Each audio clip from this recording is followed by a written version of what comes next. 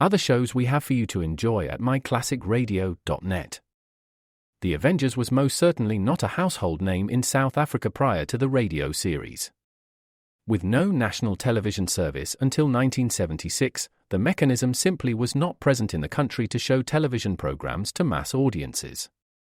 While many other countries reveled in the filmed adventures of John Steed and company, South Africa was not equipped to join in the fun.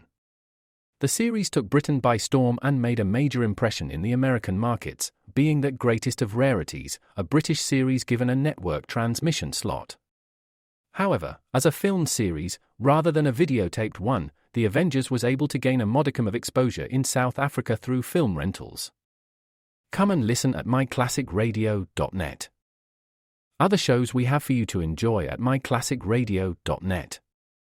21 Precinct was a police drama broadcast on CBS from July 7, 1953, to July 26, 1956.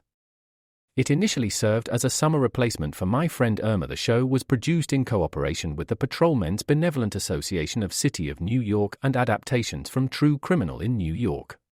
The Policeman's Point of View. Historically, the 21st Precinct had been located near Gramercy Park, Manhattan. In 1929, the department reorganized the precinct numbering, and 21st designation was discontinued.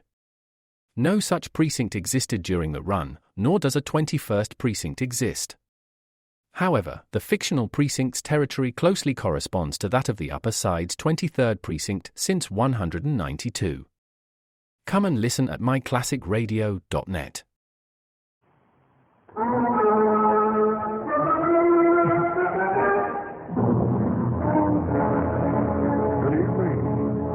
Don Dowd, your host for Mystery Time.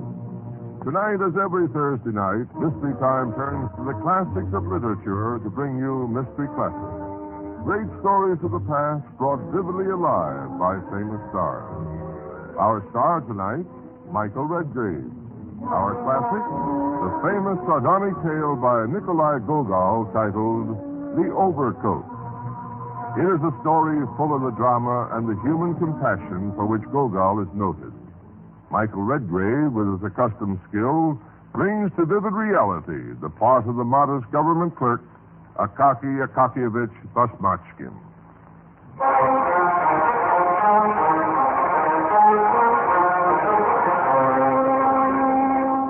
Yes, that's my name. Akaky Akakievich Basmachkin. Born in St. Petersburg, March the 29th, 1780. Died in St. Petersburg, February the 1st, 1830. Oh, yes, I'm afraid I'm dead. Now, this story of the overcoat is really the story of my death. So, in actual fact, it was an overcoat that proved the death of me. Although I find heaven a little milder than St. Petersburg, at least in the winter. Even so, it was an overcoat that... Yes, Your Honor, immediately, Your Honor. Not once. You see, my profession is, or rather, it was, that of a government clerk. Whatever else happened in my department, I was always to be found at the same desk, engaged in the same work. You see, I was a copying clerk, and more than that, I never aspired to be. Akaky, coming, sir. Yes, sir. Yes. Copy this. Certainly, sir, at once. Oh, and this other one. Here now. This to be copied, sir? Well, no. I want you to alter the headings for me. Oh, and turn it from the first person singular into the third. First person into the... Turn all the I's into he's, man. That's simple enough, isn't it? Well, if you really think so. Of course, I'm not at all used to... that kind of work, but it's not quite what I was... All right. Just copy it then.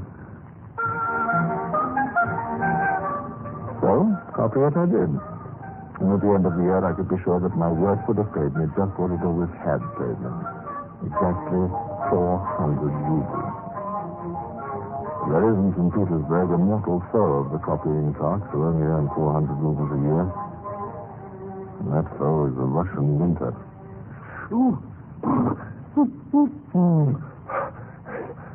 Frozen to death, Peter Vasilievich. Oh, but my dear man, what can you expect with an overcoat like that? Overcoat like what? But it's a regular sieve. It's full of holes. And there, across the shoulder, it's worn through. But it isn't an overcoat at all. It's not even got a collar left. Oh, well, Peter, Vasilievich, I had to have most of the collar made into a patch for the elbow here. Oh, for goodness sake, Akakievich, go and get a new one. But the boy falls to pieces entirely. There were no two ways about it. I did need a new overcoat. But overcoats cost money, and money was hard to come by. In any case, perhaps the overcoat could be patched again. Grigory Petrovich, the tailor, could do it if he didn't mind, too. And provided he could stay sober long enough. Well, I decided to call and see him. Come in. Good evening, Grigory Petrovich. Look, you see, I brought you this... Well, you brought me what? It's like this, Grigory Petrovich. This overcoat of mine is, you see, it's got a little bit thin here and there. Though it's perfectly good everywhere else. You see, it's strong as anything. All it's good for is making foot claws. No, I don't want to do that. Wrap them around your feet when it gets a bit cold. No, but what about... You'll have to get a new one. Get a new one? But...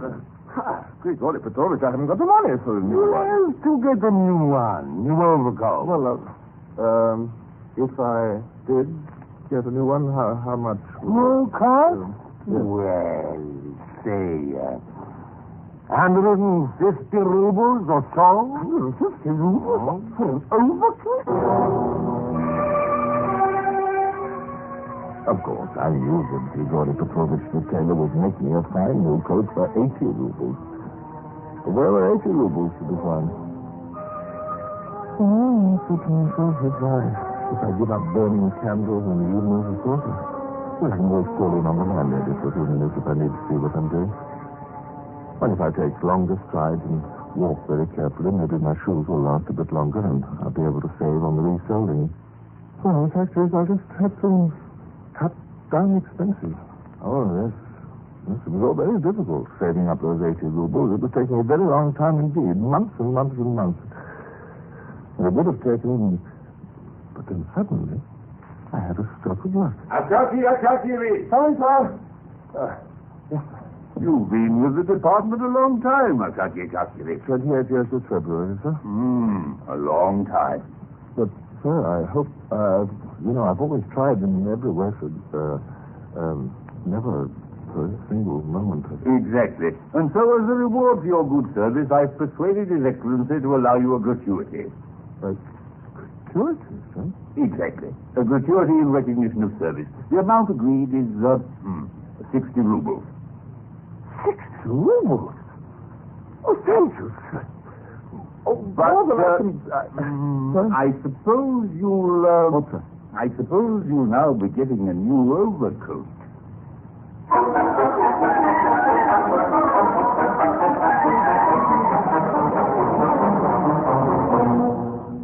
Well, there it is. The best value for money you'll get in St. Petersburg. Certainly does look very handsome. It looks really a beautiful overcoat. Oh, if I didn't live in a small street without a signboard, you understand. If I hadn't known you for so long, Yes, I appreciate that, Grigory. not that any other tailor would agree to take a mere 12 rubles for all his troubles. Yes. On an L Street prospect you'd pay. They'd ask you at least 75. Oh, yes, of course, I should never do And of course, there were the extra buttonholes and what we saved you by using cat fur for the collar. Yes. And the calico lining, of course. It's not quite so good as silk, but it saved you. At least it saved you. Thank you, Grigory Petrovich. 80 rubles exactly, and I say 10 kopecks for your trouble. Thank you. I'll take just a drop to your health. A very smart, well-tailored overcoat. Well, I got my new overcoat at last. And there was no doubt about it. The overcoat was a good one. The cloth was thick and the coat was warm. Even though the wind was whistling through the streets as I walked to work next morning.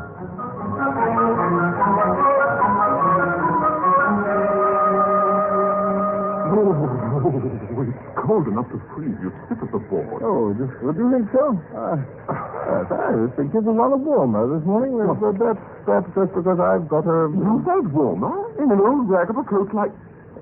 But wait a minute. What? Why, you've got a new overcoat. Yes, you like it. That's a everybody. Listen, everybody. Captivated has got a new overcoat at last. Magnificent, my dear fellow. Could anything be more elegant or warmer? Or more becoming. My dear fellow, I congratulate you. Oh, no. It's nothing really, but you really do magnificent. Well, I'm sure I shouldn't have... Well, I tell you what we'll do. Today happens to be my name. Yes, believe it or not. Will you all come round to my apartment this evening? And then we'll have a little party to launch the overcoat. You'll come? Thank you. Splendid.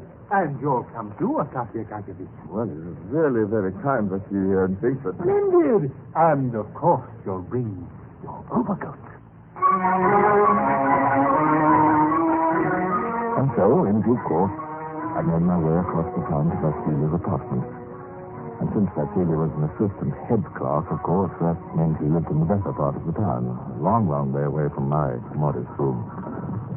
The streets were gay with lamps, and sledges dashed along through the snow, red bells jingling merrily, and I was as warm as toast and as happy as a lark. And as for the party, well, that was a great success.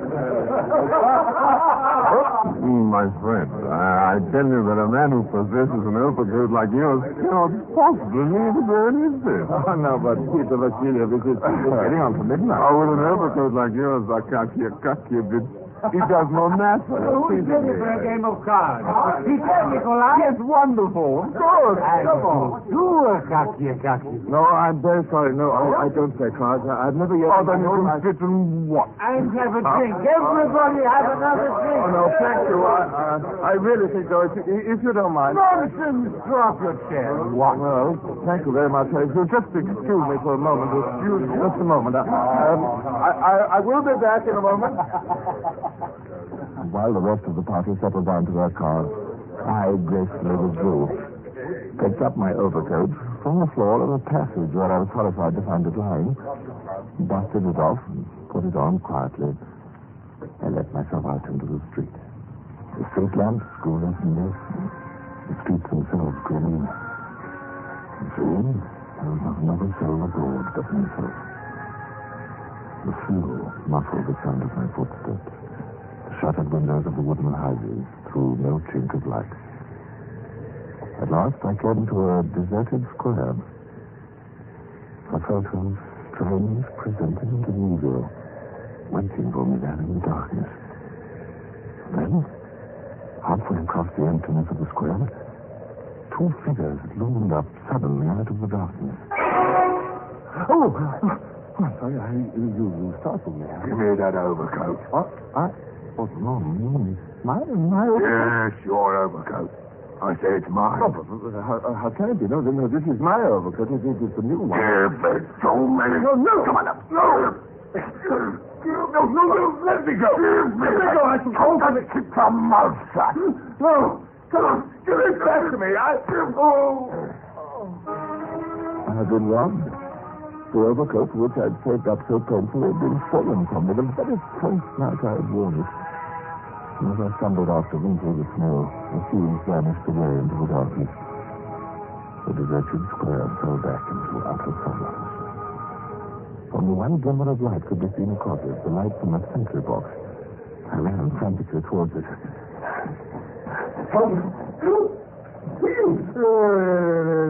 What's all the noise about? I've been robbed. You were asleep. Huh? Asleep on duty. You let them rob me. Now, steady on. Who's been robbed? I have. They've stolen my overcoat. you let them steal it. I let them steal it? Yes. You let them steal it? What do you But mean? I saw you talking to some men out there. I thought they were your friends. No. Well, why didn't you shout out if they were robbing you? Because they stunned me. I couldn't speak. They stole my overcoat. Why don't you go after them? Why don't you arrest them? Well, they must be a couple of versts away by now. No, they lost Now, them. if they stole your overcoat, you'll have to report it. Tomorrow morning. No, but to the superintendent. No, but my overcoat. What can I do about that? Now, you just take my advice, go off home before you catch your death of cold. Standing about on a night like this with no coat on.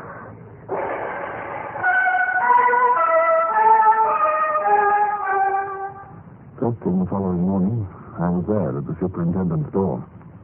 At last, after exercising my authority for the very first time in my life, admittedly only to a fellow clerk, I was ushered into the superintendent's presence. There I told my story in all its agonizing detail. A wonderment, if you please. You were on your way home, and it was late. You had been somewhere very late at night. Shall I tell you where you had been, sir?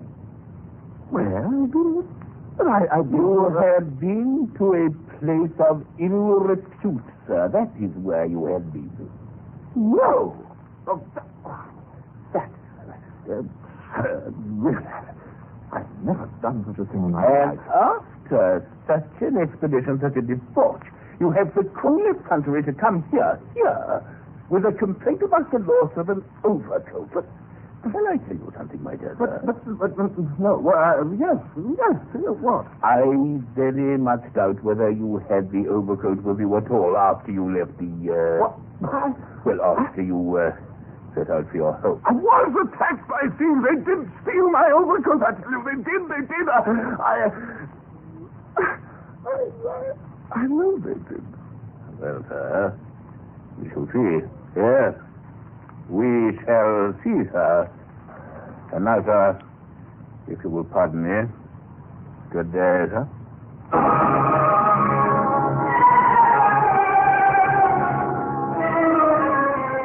That was the first day in my life that I'd been absent from my desk at the department. The following day, I was back at my desk once more, copying. But the news of the loss of my overcoat was on everybody's lips, and I was the sad recipient of much sympathy and much well-intentioned advice. Too bad about your overcoat, my dear fellow. Incredibly bad luck. I really wish you hadn't slipped away like that on your own. If you'd waited for the others, it probably wouldn't have happened at all. No, Vasily Ilyarovich, but, I was very tired. Look, there's only one thing to be done. You must go and see His Excellency. Now, tell him the whole story and persuade him to take the matter up for you in proper quarters. His Excellency? He would do that, do you think? Of course he would. I'm sure of it. A person of some authority. That's what he is. A person of considerable authority. But will he be able to get my overcoat back? Well, if His Excellency can't, who could?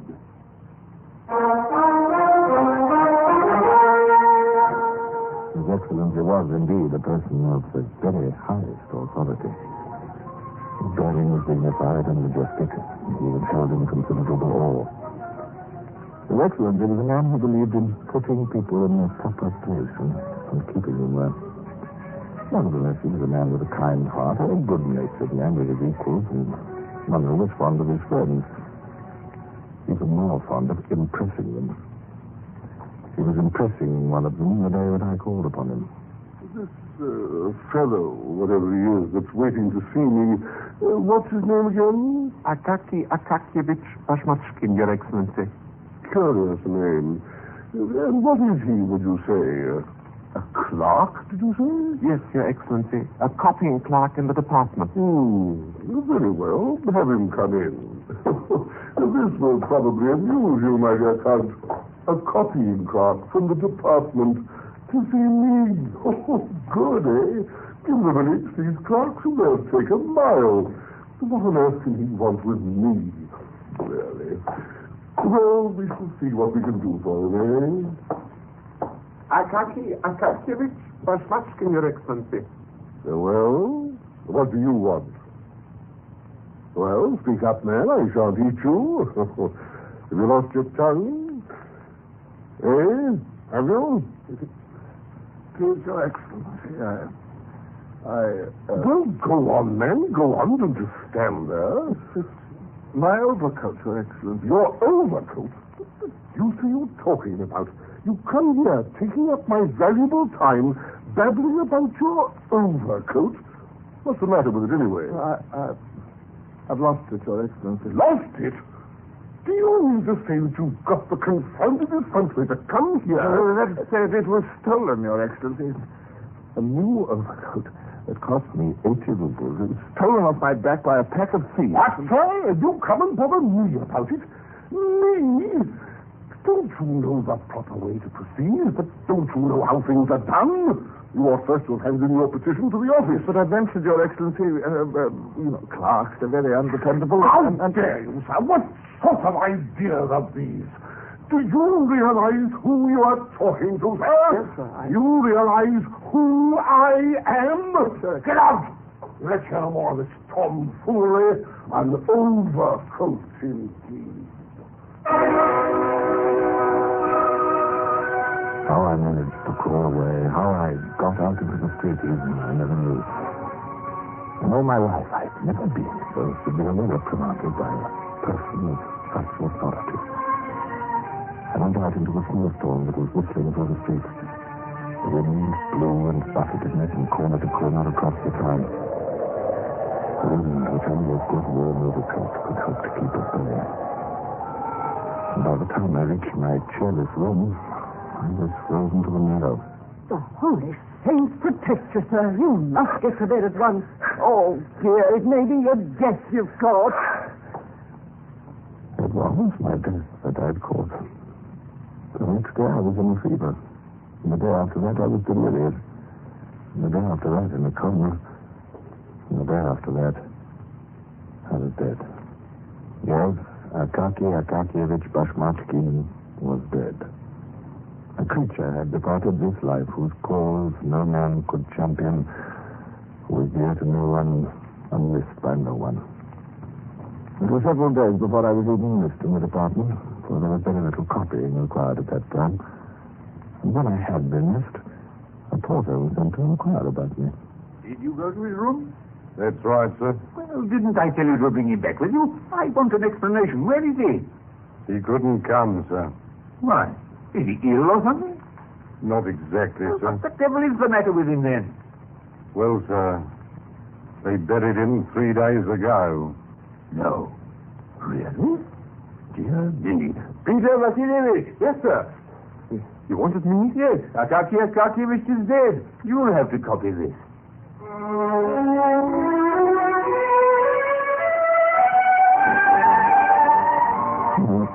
I'm afraid that Akaki Akakievich was not missed very much by anyone.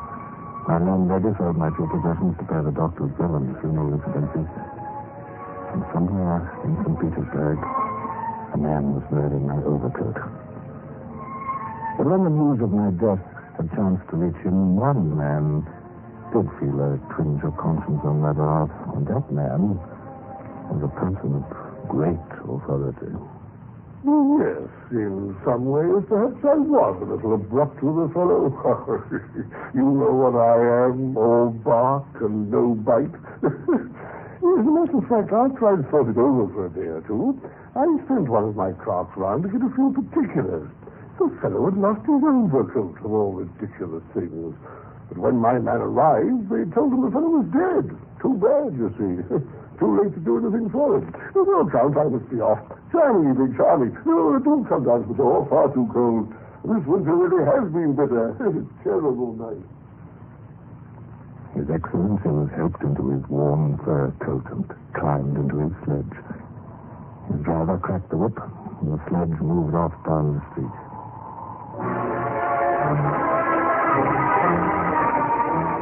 His Excellency turned up his collar against the wind and settled himself under his pile of furs. Suddenly, he got a tug at his fur collar. The wind rose wildly.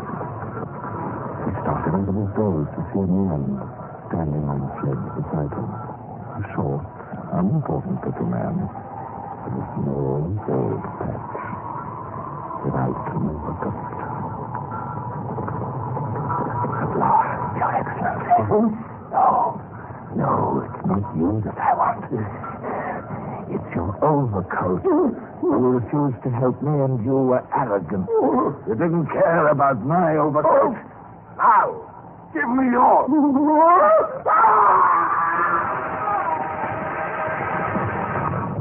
Oh, yes. His Excellency gave up his overcoat. He tore it off and flung it out of the sledge into the road. And the driver cracked his whip with his eyes jumping out of his head, and the horses galloped away into the night. His Excellency arrived back, chilled to the marrow, for his had been a very fine overcoat. Oh, yes, yes. An overcoat of the very highest